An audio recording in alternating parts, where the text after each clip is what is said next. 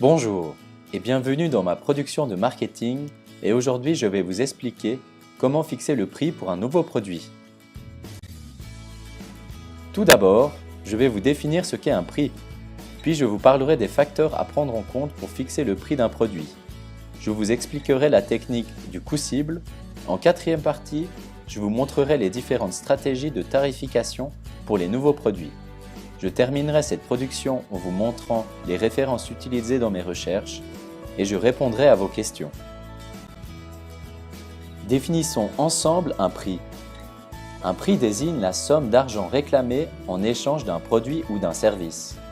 Plus largement, il représente l'ensemble des sacrifices faits par un client pour bénéficier des avantages liés à la possession ou à l'utilisation du produit ou du service en question. Ces sacrifices peuvent être du temps, du transport ou autre. Même si des facteurs non tarifaires comme la marque par exemple ont pris de l'importance, le prix reste l'un des éléments essentiels qui conditionnent la part du marché mais aussi la rentabilité de l'entreprise. Le prix en tant que variable du mix marketing rapporte un revenu, tandis que les autres variables sont des coûts. De plus, le prix est flexible, contrairement aux caractéristiques du produit. Il est aussi le problème numéro 1 du responsable marketing. Cependant, les entreprises le manipulent généralement assez mal. Une des erreurs la plus courante étant de fonder un prix sur les coûts et non sur la valeur perçue par le client. Maintenant que nous avons défini et expliqué les spécificités d'un prix, passons aux facteurs qu'il faut prendre en compte afin de fixer le prix d'un produit. Comme nous pouvons le voir sur le schéma, le prix fixé par l'entreprise doit se situer entre la valeur perçue par le client, ici appelé prix plafond, et les coûts de production, nommés ici prix plancher. Au-delà du prix plafond, la demande est inexistante et en deçà du prix plancher, c'est le profit qui est inexistant. Le prix perçu par le client se nomme également le prix à la valeur. Il doit être étudié en parallèle des autres facteurs. Il est ici important de comprendre les besoins et la perception de valeur que le client a envers notre produit.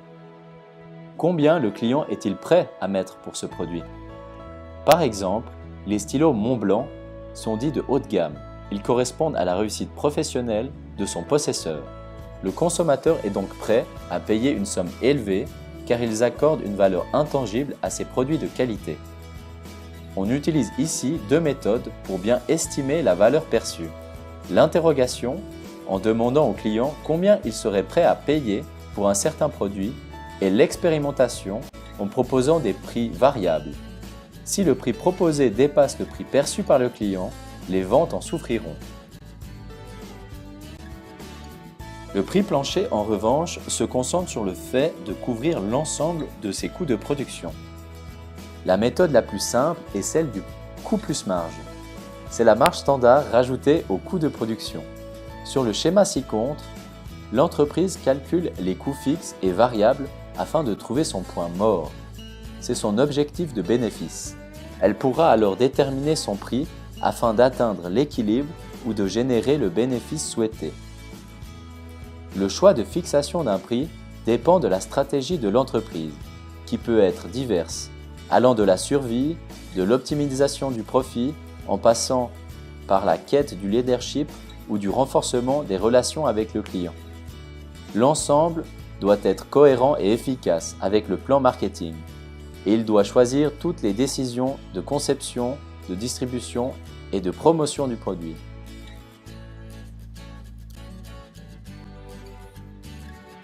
La technique du coût cible consiste à partir du prix de vente souhaité par la valeur perçue par le client, puis de cibler les coûts qui permettront de l'atteindre.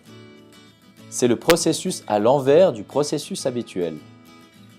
Par exemple, les montres Rolex sont vendues très cher car le client final accorde une très grande valeur au produit.